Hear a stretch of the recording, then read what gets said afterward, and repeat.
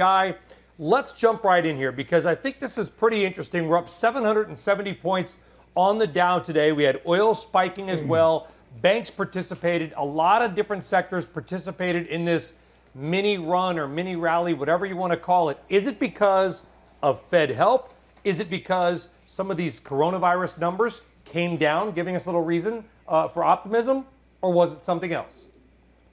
Yeah, typically it's all the above, and I'm going to have to reposition my camera in a second, so I apologize if the shot is lousy. But I think you bring up good points. Listen, yesterday made sense to me in the way the market traded up and failed at the levels that we've talked about.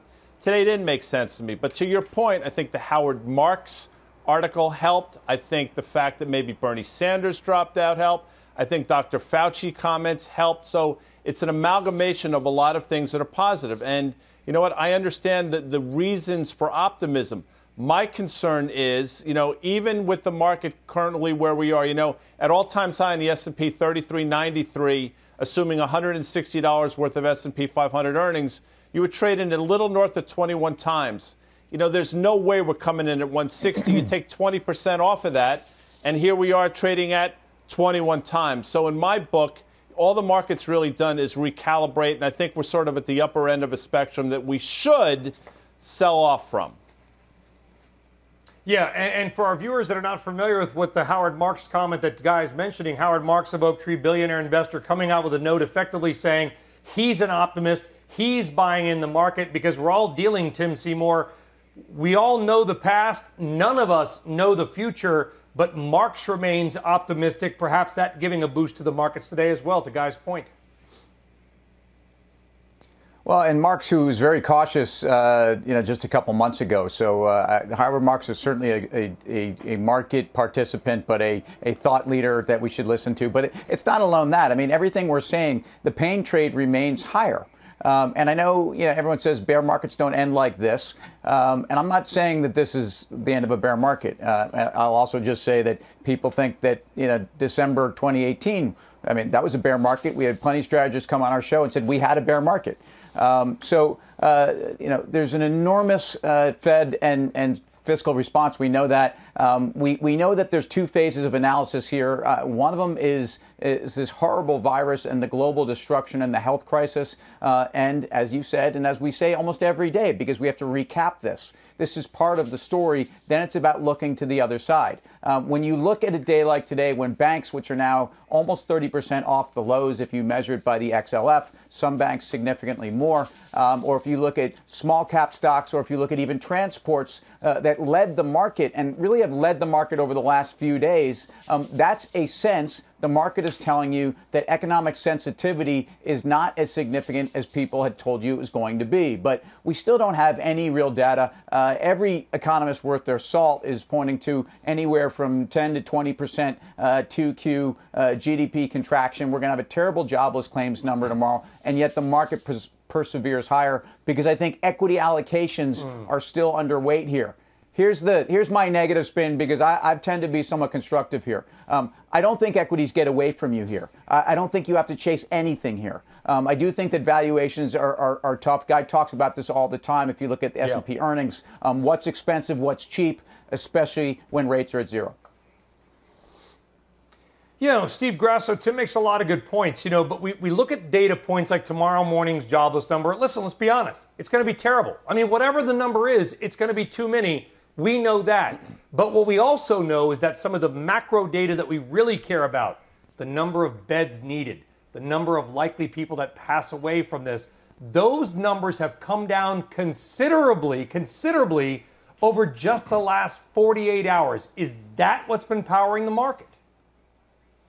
Yeah, so Brian, I would say the way you open up the show, I would say 100% of this, or very close to 100% of it, is going to be dictated by corona numbers. There'll be a time and a place to look at fundamentals and economics.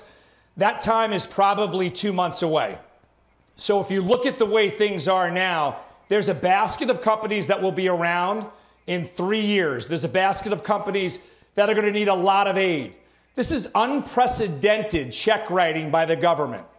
Nothing is going to fail. They've made it abundantly clear that no company, no person is going to fail. So in my mind, we need to weather through approximately 30 days. And when you start to think about retesting the lows, which is where I thought we were going to be last week, that time right now is sort of mitigated because beds, everything that you just named, when you heard Cuomo talking about cresting and topping out, that's a huge event. So we were all prepared for the very worst. And I don't think we're going to get the very worst, and that's why the market's rallying. Yeah. Yeah, I mean, some of the IHME estimates, actually, which is out of University of Washington, are now lower than the flu rate of 2018. There's been some positive data. Jeff Mills, I want to throw this out there. This is pretty interesting. I think March 11th will go down when this whole thing is written as the day that everything just stopped. That's the day they stopped an NBA game. That's the day kind of everything and everybody realized how serious this was.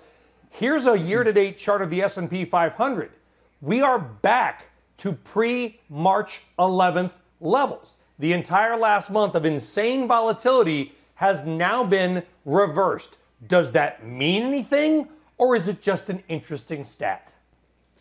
I think it's just an interesting stat, and I think it means that we were probably really oversold. That rubber band got really stretched, and now we're snapping back on some of that optimism that Steve is talking about. But I think we have to be careful with connecting some of the optimism around the health crisis with directly when and how the economy is going to open back up, because I think ultimately that's going to be really important. And I want to go back to something that Guy said related to where the market is trading. You know, credit spreads, they've recovered a little bit, but they have not endorsed the equity rally to the extent that I would like them to. I talked about the correlation between credit spreads and equity market valuations the last time I was on the show. Where credit spreads are today, that would be more consistent with about a 14 times forward PE on the S&P 500. So to use Guy's number of 160, which again is probably pretty optimistic, that would leave us closer to the lows than to where we are today. So I think there's still a little room to move around. And let's not forget, 2 days ago, we were up 3.5%, and we ended the day down. Since 1980, that's only happened 3 times. All 3 of those times were in October of 2008. I'm not trying to make a direct connection between now and 2008, but I do think it underscores the fact that the market is still on unstable footing, and I think volatility to the downside is probably still more likely than an unabated path higher. Okay, yeah, but to follow up very quickly before bringing our guest, Jeff, I will say this. We showed the HYG. We are seeing the bond market come back. There's been bond issuances, even Hess Oil selling bonds last week. I have heard from many people that the credit markets are doing okay, and I guess that's, if you put, maybe to Guy's point, $10 trillion at a problem, you hope to have a positive outcome.